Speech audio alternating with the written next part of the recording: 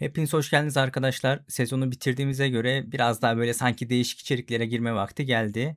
Bu arada geçenki canlı yayında sohbet biraz akıcı olunca chat'i çok takip edemedik ama izleyen, chat'e katılan, yorum yapan, destek veren herkese çok teşekkür ederim. Bence oldukça keyifli bir yayın oldu. Umarım sizler de aynı şekilde hissetmişsinizdir. Bugün ise çok daha tartışmalı ama bence bir o kadar da keyifli bir konuyla karşınızdayım. Ejderha güçleriyle alakalı çok soru geliyor. İşte bugün onun en saf halini cevaplayacağım. Eğer ki tüm ejderhalar aynı yaşta olsa en güçlü ejderha hangisi olurdu? Bugünkü konumuz bu. Tier list yapacağız yine. Tabii bu sefer sadece topan olacak. Ya da vazgeçtim. Hadi hepsini yapalım. Nasıl olsa başına geçtik bir kere. Sadece şuraya şöyle bir tier daha ekleyeyim ki rahatça sığsın hepsi. Ama başlamadan ilk olarak şunu bir netleştireyim. Biz aslında ejderhalar hakkında gerçekten çok az şey biliyoruz. Neredeyse hiçbir şey bilmiyoruz. Martin'in bilerek boşluk bıraktığı konular bunlar. O yüzden bu video tamamen kanon olmayacak. Çünkü bu listeyi kanon olarak yapmaya kalksak yapamayız. Bu çok açık. Öyle bir şey mümkün değil açıkçası. O yüzden her bilgi olacak burada. Her yerden bilgi olacak ama zaman zaman kitaplara gideceğiz. Bazen diziye, bazen fan teorilerine gideceğiz. Bazen de kitaplardaki böyle küçük küçük bilgileri alacağım. Kendi kendime onu farklı şekillerde yorumlayacağım. Ya da mesela bir ejderhanın bir morfolojisine bakacağım. Diyeceğim ki bunda şu var falan bir şeyler çıkarmaya çalışacağım. Yani burada her şey dahil olacak buraya. Toplamda 28 tane ejderhamız var. En sondan yani Game of Thrones döneminden en başa doğru Balerion'a kadar adım adım sırayla gideceğiz. Tabii şunu da söyleyeyim. Bunlar özellikle o Prime dönemlerinde çok büyük bir güç oldukları için o ilk hasarı verenin her zaman daha büyük bir avantajı oluyor.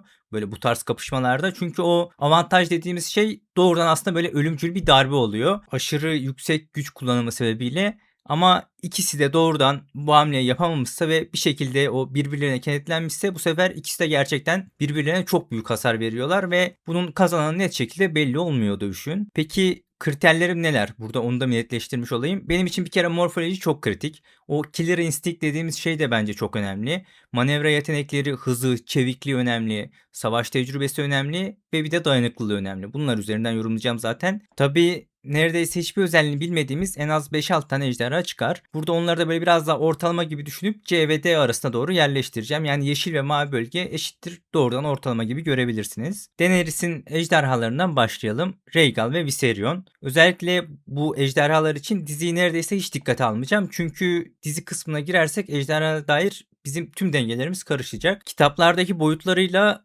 yakından uzaktan alakası yok çünkü dizinin. Çok küçük ejderhalar bunlar normalde. Dizide ise 40-50 yıllık ejderha boyutunda gösterdiler. Dragon zaten ayrı bir noktada duruyor bu ikisine göre. Ama Rhaegal ve Viserion ikilisinden Rhaegal bence çok net daha önde bir ejderha. Sadece onun o agresifliği, kurnazlığı bile farklı bir noktaya koyuyor onu Viserion'a göre. Viserion ise biraz daha böyle ortalama bir isim. O yüzden Viserion'u C'ye koyacağım. Rhaegal ise bir tier daha yukarıya B'ye yerleştireceğim. Ama kitaplar sona erdiğinde ki biterse belki bu isimleri daha yukarıda konuşabiliriz. Dragon ise diğer iki ejderhadan yani çok daha hızlı büyüyor. Zaten bu dizide bize çok net bir şekilde verilen bir detay. Ayrıca böyle biraz da alfalık var onda.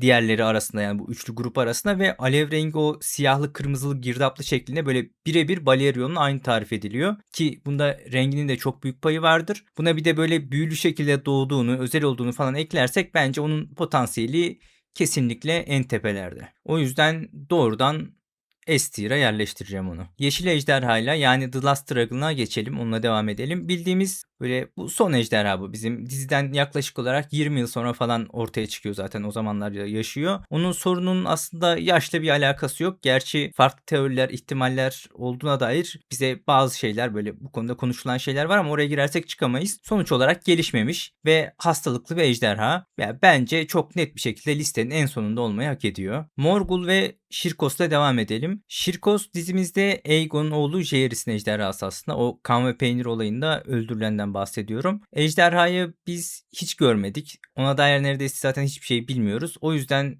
doğrudan şöyle ortalamaya doğru yani D'ye doğru yerleştireceğim onu. Morgul ise onun kardeşi Jaehaerys'in ejderhası. Bu sezon biz Helena sahnelerinde sıkça gördük kendisini. Tabi ejderhasını hiç göstermediler bize. Bu kardeşimizin adı bir kere zaten ölüm. Sadece o yüzden bile bir tier ben yukarıya atlatırım bunu. Rengi falan da böyle siyah kapkara bir ejderha o şekilde tarif ediliyor. Yani gerçekten de çok tehlikeli duruyor.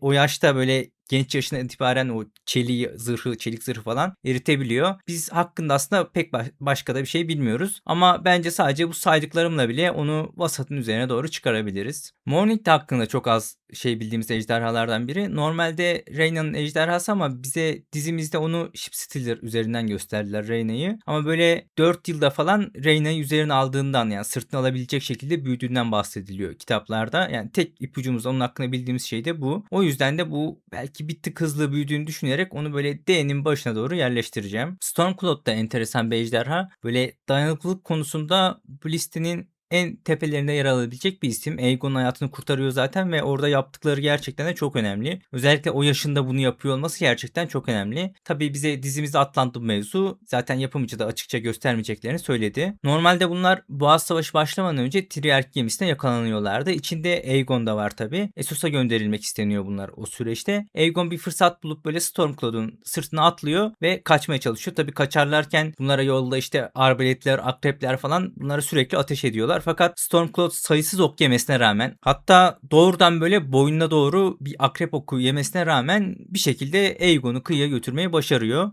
O yüzden onun dayanıklılık seviyesi bence ejderhayı bizim burada ortalama üzerine çıkartıyor. Yani C'de bence çok net bir şekilde yeri hazır onun. Grey Ghost ise muhtemelen gelmiş geçmiş en ürkek ejderha olabilir. Kimseyle temas kurmuyor. Tamamen kendi başına falan takılıyor. İşte balık falan yiyor. O şekilde avlanıyor. Dizide onu hiç görmedik. Muhtemelen de görmeyiz gibi geliyor bana. Çünkü timing açısından birazcık geride kaldı. O yüzden sanki söyleyebilirim bunu. Normalde yaralı Sunfire tarafından öldürülüyordu. Tabi bu Sunfire ve Aegon buluşması olmadan önce gerçekleştiriyorlardı. Yani dizimizde bunun olma ihtimali çok düşük. Ama sonuç olarak kendisi en alt kategorideki yerini hak ediyor. Tesserion'la devam edelim. Tesserion da çok enteresan bir ejderha. Derion ile böyle daha fazla görmemiz lazımdı bence dizide onu ama ne yazık ki göremedik. Böyle onun hakkında mavi ateşe dair bir muhabbet var onun için. Gerçekçi düşünürsek aslında içinde tabii ki çok daha fazla oksijen olduğu için daha iyi, daha yüksek sıcaklıkta yanıyor olması lazım teknik olarak. Yani bu teknik açıdan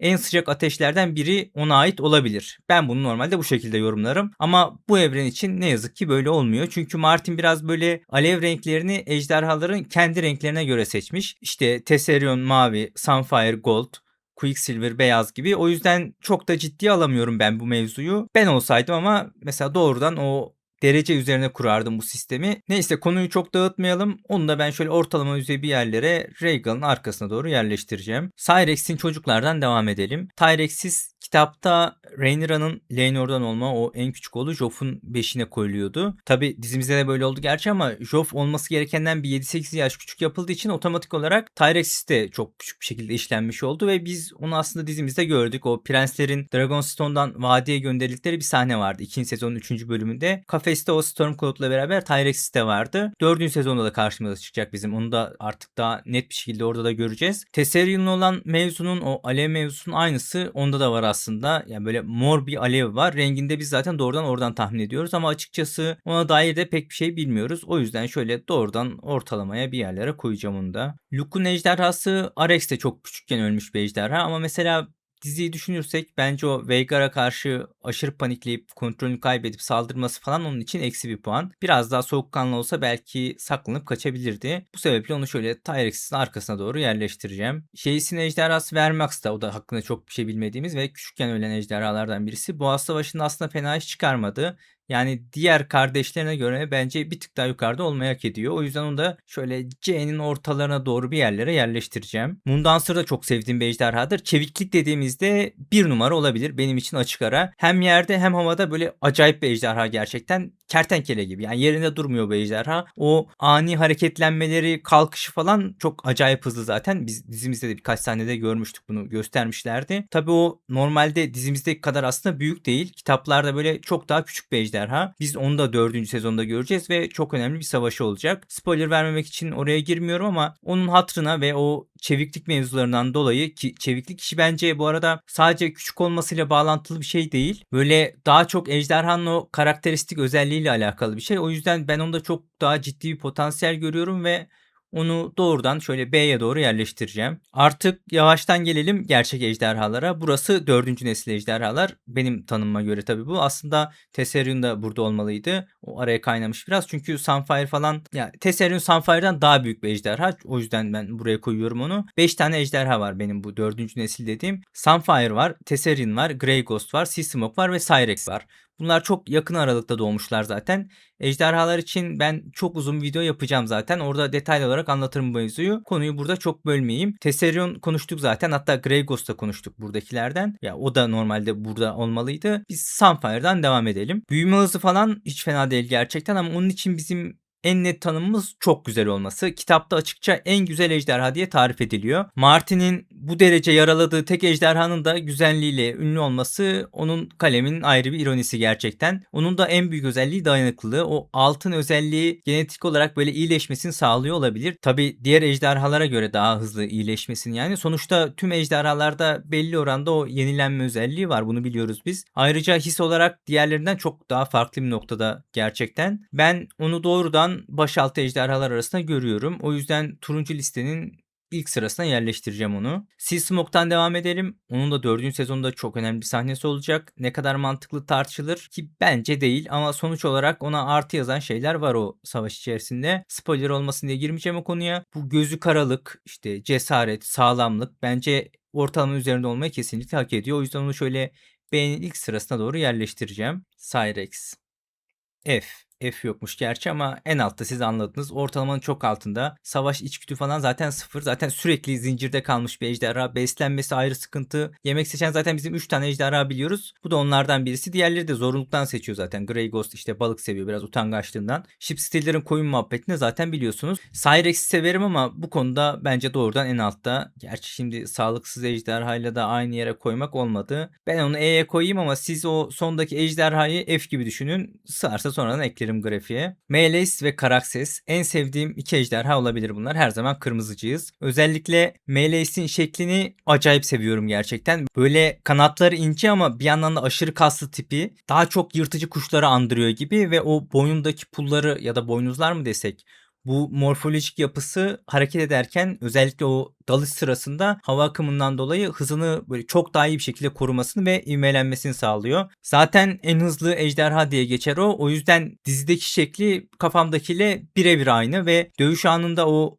dalış olayı aşırı önemli. Çünkü ilk hamle avantajını ona vermesi bence çok kritik bir özellik. İlk hamleyi yaptığında da o karşısında durabilecek ejderha sayısı gerçekten çok az. O yüzden onu S tier'ın ilk sırasına koyacağım şimdilik. Gelelim Karaxes'e. Onun da dizi tasarımını çok seviyorum bu arada. Normalden böyle daha uzun ince bir gövdesi var. O uzun boynu sayesinde ateş ve gaz haznesi daha büyük. Yani çok daha uzun bir süre ateş püskürtebiliyor ve ateşinin sıcaklığı diğer ejderhalara göre daha fazla oluyor. Çünkü debisi daha yüksek yani. Bir de mesela o diğer ejderhalar gibi böyle daha geniş hacimli üflemiyor ama biraz daha böyle dar bir şekilde üflüyor ateşi. O yüzden de böyle o alevi püskürtmek, saçmak yerine doğrudan hedefe yönelik atış yapabiliyor. Basamak taşında falan zaten biz bunu çok net şekilde görmüştük dizide. Arka bacaklarında ise böyle ikinci kanat gibi o kanat zarına benzer böyle bir uzantısı var. O arka kanatları ve ikinci kanadı sayesinde böyle çok ani dönüşler, o keskin manevralar falan bunları yapabiliyor. Yani yılan gibi kıvrıla kıvrıla hareket edebiliyor havada. O ani manevraları yapabilmesinin sebebi de bu aslında. Boyunun uzunluğu aslında böyle birazcık dezavantaj gibi dursa da bu manevra kabiliyeti sayesinde çok net bir şekilde onu avantaja çevirmiş. O şekilde kullanabiliyor. Bir de böyle boynunun şekli anatomik bir avantaj da sağlıyor ona doğrudan. Diğer ejderhalar ağız açısı olarak böyle ısıramıyor. Yani biraz da böyle elle tutulan böyle kaygan balık gibi oluyor. Yani istediği şekle girebiliyor. O yüzden bence yeri çok net açık ara ilk sırada yer alıyor. Onu doğrudan Melis'in önüne koyacağım zaten. Bir üst jenerasyona daha geçelim, Ship Stealer. O da muhtemelen böyle en çok claimlenmeye çalışılan ejderha olabilir bu listedeki. Bu Dragon Sis muhabbeti sırasında çok fazla kişi deniyor bunu ama sadece Nettles başarabiliyor. Bazı zamanlarda ejderhalar ve binicilerin böyle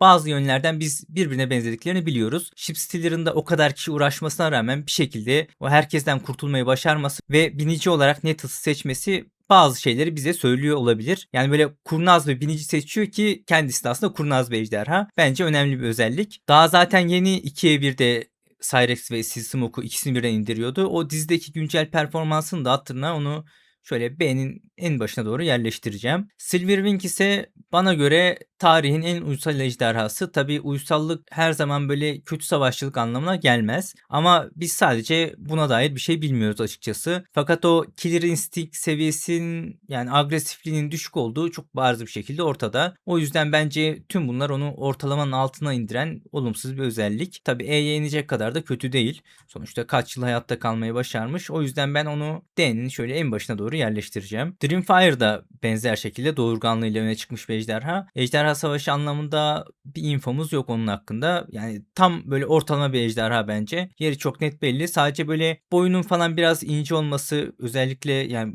boynundaki o çeviklik falan, hareket manevra yeteneği falan bir tık belki avantaj sağlayabilir. O yüzden de C'nin başına doğru yerleştireceğim onu. Ve gelelim bu listenin en Dark Horse ejderhasına. Cannibal hakkında Maegor falan zaten bir sürü teori var ama bence en mantıklısı onun tamamen böyle farklı bir tür olduğu. Yani soyu falan tamamen farklı. Diğer Targaryen ejderhaları gibi değil. O yüzden de Targaryen ejderhalarının yavrularıyla, yumurtalarıyla falan besleniyor. Ben onun böyle biraz daha abartıldığını düşünüyorum aslında. Mesela Valeria'yı görmesi falan pek mümkün değil bence. Bu arada 4. sezonda onu görme ihtimalimiz var. Bu konuda böyle bir şeyler sızdı. Bunu da konuşuruz ilerleyen günlerde. Targaryenlar ilk geldiği zaman 5 ejderha ile geliyordu. Yanlarında Aener Targaryen, yanında Balerion ve ismini bilmediğimiz 4 farklı ejderha daha getiriyordu. İşte muhtemelen onlardan birinin yumurtasından çıkma olduğunu falan düşünüyorum ben. Yani o Vermithor'la Vhagar arasında bir yerlerde doğmuş olması lazım. Bu listede onu S tier'e koyanlar çok fazla kişi olacaktır. Potansiyel olarak buna kesinlikle hiçbir itirazım yok. Ama benim için tek kriterim bu değil. Tamam, agresifliği, savaşçılığı, ejderhalardan korkmaması falan önemli ama o kadar da değil. Sonuçta gidip yavruları, yumurtaları falan yiyor. Madem öyle kardeşim, mesela Vermithor 30 yıl yattı Dragonstone'da. Hadi gidip bir onu yeseydin, yani bir deneseydin bakalım ne oluyor. Ship Stealer'ı açıkta yakaladığında hani bir indirseydin, bir deneseydin de onu yenemeyi de bir görseydik yani. Hadi onları falan geçtim yani, Grey Ghost'lar falan, hani bari onlardan birine karşı bir dövüş kazansaydın. Öyle yumurta falan ortada kovalıyor zaten, böyle yavrularla falan uğraşıyor. Ne anladım ben bu işten açıkçası. O yüzden çok da yükseğe koymayacağım onu. Böyle A B arasında bir yerdeyim. Aslında B'ye daha yakınım ama Ship Stealer'ı uzaklaştırdığı bir sekans var. Onun yüzünden onun altına koyamam. Yani şöyle A'nın sonu bence onun için gayet iyi gibi. Gelelim başka bir savaş makinesi Vermithor'a. Ateşi diğer ejderhalardan daha sıcak. Zaten o yüzden ona bronz öfke diyorlar. Hayatının büyük bir kısmını barış döneminde geçirmesi bence onun potansiyelini olduğundan daha aşağıda gösteriyor. Hatta onun böyle o Valeria kökenli olarak savaş için özel olarak yetiştirilen bir ejderha tipi olma ihtimali falan her zaman masada var. Çelik gibi zaten zırhı falan ve o sakallı gibi gözüken o çenesi falan böyle acayip bir şey gerçekten. Zaten böyle o, ya nasıl diyeyim, bir kompresyon testi yapsak, yani o ham çene kuvvetini ölçsek, ya açık ara bence ejderhalar arasında bir numara. Yani o yüzden çok net bir şekilde tartışmasız S tier. Doğrudan Karakses'in arkasına yerleştireceğim onu. Quicksilver'la devam edelim. Onun özellikleri hakkında da pek bir şey bilmiyoruz açıkçası. Sadece Aenys ile olan bağı mesela çok özel ama konumuzla bir alakası yok onun. Hız konusunda, çeviklik konusunda belki bir avantajı olabilir gibi geliyor bana. O şekilde hissediyorum onun tariflerini ama bu konudan tam da emin değilim açıkçası. Bu arada muhtemelen tüm o ejderha soyları onun üzerinden geliyor. Balerion tarafından öldürülmüş zaten ve bir ejderhanın diğerini öldürdüğü ilk örnek kendisi. İlk ejderhaların olması, böyle herkesin soyunun ona dayanması sebebiyle ona bir kıyak yapayım ve şöyle B'nin sonlarına doğru yerleştireyim. Bence Vhagar da tam ortalama bir ejderha. Sanırım en çok tartışılan seçim bu olacak bu listedeki. Tabi sonuçta Westeros tarihin en fazla ejderha öldüren ejderhası oluyor kendisi ama burada yani çok büyük bir ama var bence. Vhagar'ın o öldürme sicilini böyle çok iyi bir savaş ejderhası şeklinde yorumlamak lazım. Çünkü kazandığı savaşların tamamını cüsse fark sebebiyle kazanıyor. Biz burada eşit yaş şartları için bir değerlendirme yapıyoruz. O yüzden bu sicil doğrudan, zaten bu sicili onun doğrudan bir şekilde taca çıkmış oluyor. Onun haricinde ise hiçbir ayırt edici özelliği yok gerçekten. Sadece ilk ejderhalardan olması hatırına onu şöyle B'nin başına doğru yerleştireceğim. Meraxes. Gelelim bir diğer zor bir isme. Rhaenys ve Meraxes ikilisini çok seviyorum. Rhaenys zaten ejderha binmeyi ve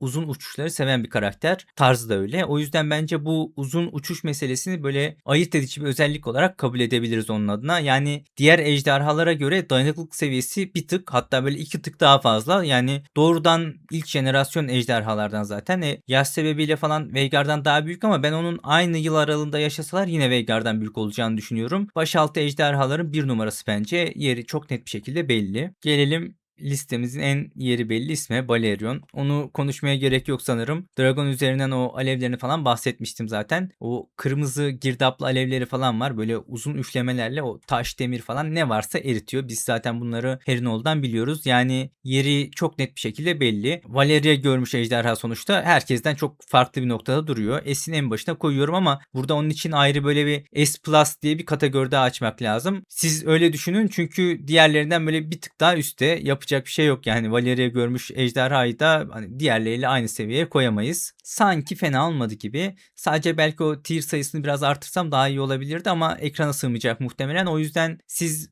böyle Balerion'u S+, son ejderhayı da böyle F'te gibi düşünün. Şimdi sağlıksız doğmuş bir ejderhayı da Cyrex ve Grey Ghost'la aynı kategoriye koymuş olmayalım. Çok saçma duracak çünkü. Onun haricinde ise gayet iyi görünüyor. Siz de yorumlarda beğendiğiniz, beğenmediğiniz yerleri belirtip kendi listenizde yapabilirsiniz. Bazen yetişemiyorum ama hemen hemen hepsini okumaya çalışıyorum yorumların. Onun haricinde çok soru geliyor. Onları buradan hızlıca toplu cevaplamış olayım. Bundan sonra dizi gündemini böyle yavaş yavaş kapatıp böyle farklı konulara doğru kayarız artık ama onun öncesinde diziye dair 2 tane daha video çekeceğim. Tumbleton Savaşı'nın o kitap halini çekeceğim. Bir de Helena ile ilgili bir şey çekeceğim. Belki 4. sezona dair de bir şeyler yapabilirim bir ihtimal. Ona duruma göre bakacağız. Ama bugünlük benden bu kadardı arkadaşlar. Gelecek videolarda görüşmek üzere. Sağlıcakla kalın.